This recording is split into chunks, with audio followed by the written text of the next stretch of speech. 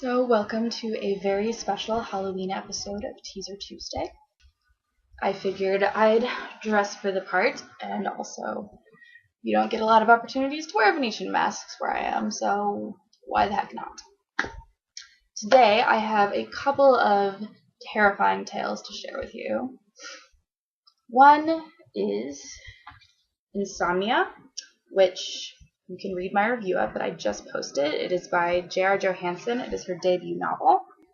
And it features a boy named Parker who has the special talent of being able to walk in other people's dreams. Well, it's not a talent so much as a curse, because Parker has no choice in the matter. Every time he falls asleep, he enters the dreams of the last person whom he made eye contact with. So he's seen some pretty horrible, invasive, terrible things. And even worse, no matter how long he sleeps, he never feels rested. And the insomnia is slowly killing him and driving him crazy. So that is the first one I'll read for you. I have a couple of short pieces that I really enjoy. There's a little hint of romance in this book, which I like, because it doesn't overtake everything, but, it's just cute. And also, there are some pretty funny scenes in this book that I really like. Johansson definitely has a way with very snarky humor, which is kind of my favorite. Sort of reminds me of Seth Cohen. And for those of you who don't know who that is, look him up and don't judge me for being old and watching that show. So anyway, first scene. This is Parker talking to one of the dreamers. The problem is that my addiction is you, or actually your dreams. I shook my head as a wave of confusion and panic crossed her face. Everything was coming out all wrong. My addiction is you? Man, that phrase had things a serial killer would say written all over it. What the heck was wrong with me? My brain and my mouth were refusing to communicate. What I mean is, I watch dreams. I've seen yours, a lot of them. You used to have dreams all the time about these beautiful places. Now the words were tumbling out fast, almost too fast to make sense, but at least I was kind of explaining.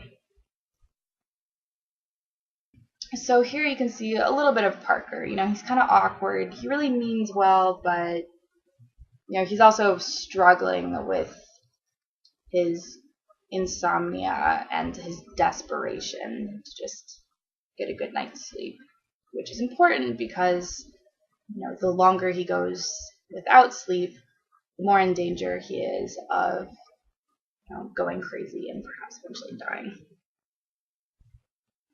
So then we have a couple of romantic scenes. She was wearing navy shorts and a gray tank top that almost blended with the mist. I stood for a minute, not wanting to disturb her. Her long hair shimmered like dark copper in the starlight, and I could make out the sprinkle of tiny freckles on her nose. Looking at her made me understand why the word beautiful was invented. Pretty just wasn't accurate. So I usually don't go for sappy stuff like that, but it just really evokes a very strong image. And Johansson's pretty good about this. She has a lot of very interesting metaphors and very pretty descriptive language. And then the last one, just a line. The heat from her body next to mine felt like a spark. All it needed was a little kindling to scorch us both. And that I really like because it's very evocative, and it's not, it's not something you hear a lot. It's not one of those cliches. So that I thought was pretty cool. The next thing I'll be sharing with you is on my Kindle. And this is a book called Dead Girls Don't Lie by Jennifer Shaw Wolf. Something I came across on NetGalley. And, it was one of those things, I'd never really heard of it before. It sounded kind of good. And I started it yesterday and am, 68% of the way through. So obviously it's pretty darn good. A review of this will be coming soon, but until then, I have a few little scenes for you. And this one is about a girl whose best friend has just been murdered. The police and everyone else think it's linked to gang violence. And JC, the girl, has an idea that some kind of conspiracy was going on.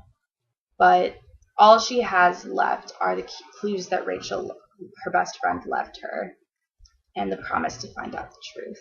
She doesn't know who she can trust. There are a couple of guys in her life, not a love triangle, thank God.